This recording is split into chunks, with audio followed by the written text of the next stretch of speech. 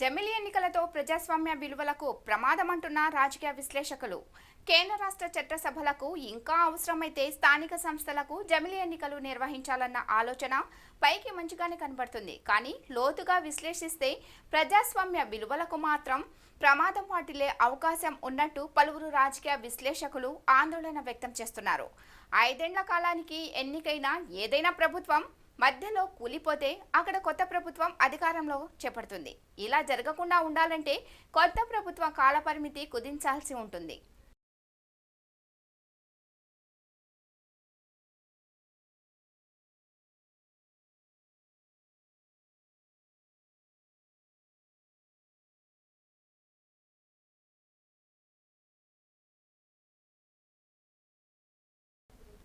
జమిలి ఎన్నికలకు కేంద్ర కేబినెట్ ఆమోదం తెలిపింది. జమిలి ఎన్నికల నిర్వహణపై కేంద్ర ప్రభుత్వం కీలక నిర్ణయం తీసుకుంది.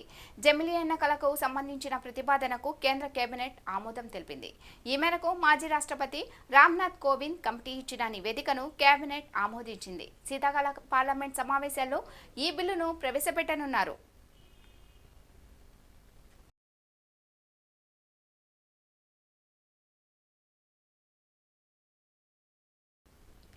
జమిలి ఎన్నికలకు ఆమోదం అంత సులభం కాదు. జమిలి ఎన్నికలకు సంబంధించి రాజ్యాంగ సవరణలో కూడిన బిల్లును పార్లమెంట్ ఉభయ సభలకు కనీసం 67% సానుకూల ఓట్లతో ఆమోదించాల్సి ఉంటుంది.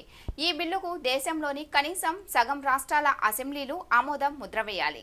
అంటే 543 స్థానాలున్న లోక్సభలో కనీసం 67% అంటే 362 ఎంపీలు ఈ బిల్లుకు అనుకూలంగా ఓటు వేయాలి. దీంతో పాటు రాజ్యాంగ సభలో 245 సీట్లలో 67% అంటే 164 మంది ఎంపీలు ఈ బిల్లును సమర్థించాలి.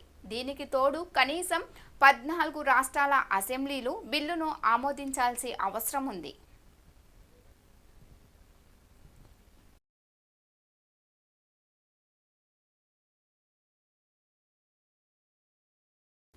లోక్సభతో పాటు అన్ని రాష్ట్రాల అసెంబ్లీలకు ఒకేసారి ఎన్నికలు జరగడాన్ని జమిలి ఎన్నికలు అంటారు.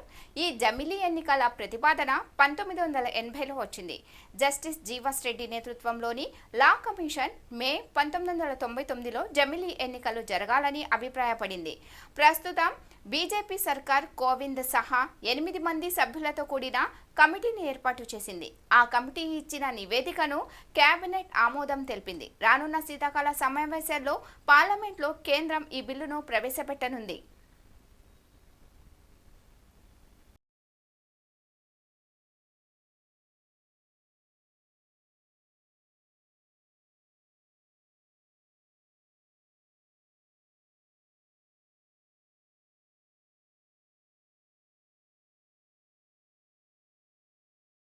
జమిలి ఎన్నికలతో ప్రజాస్వామ్య విలువలకు ప్రమాదమంటున్న రాజకీయ విశ్లేషకులు.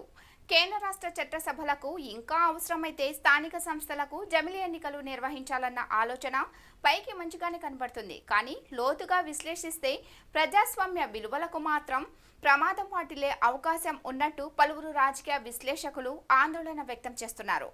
5 ఏళ్ల కాలానికి ఎన్నికైన ఏదైనా ప్రభుత్వం మధ్యలో కూలిపోతే అక్కడ కొత్త ప్రభుత్వం అధికారంలో చేపడుతుంది. ఇలా జరగకుండా ఉండాలంటే కొత్త ప్రభుత్వ కాలపరిమితి కుదించాల్సి ఉంటుంది.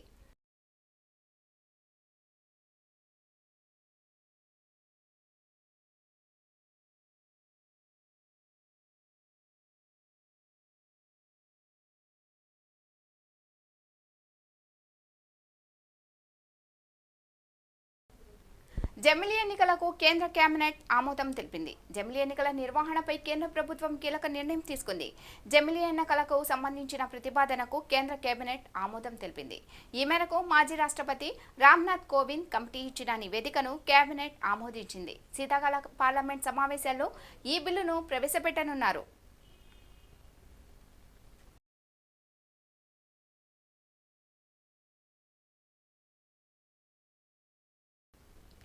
జమిలి ఎన్నికలకు ఆమోదం అంత సులభం కాదు. జమిలి ఎన్నికలకు సంబంధించి రాజ్యాంగ సవరణలో కూడిన బిల్లును పార్లమెంట్ ఉభయ సభలకు కనీసం 67% సానుకూల ఓట్లతో ఆమోదించాల్సి ఉంటుంది. ఈ బిల్లుకు దేశంలోని కనీసం సగం రాష్ట్రాల అసెంబ్లీలు ఆమోదం ముద్ర వేయాలి.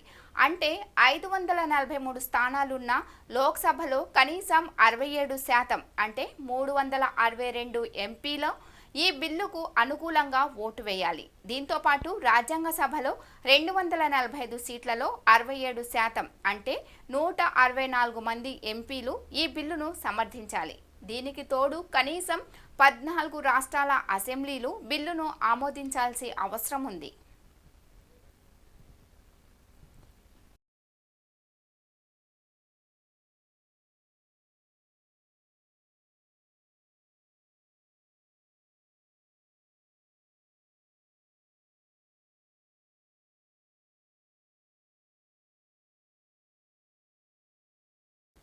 లోక్సభతో పాటు అన్ని రాష్ట్రాల అసెంబ్లీలకు ఒకేసారి ఎన్నికలు జరగడాన్ని జమిలీ ఎన్నికలు అంటారు.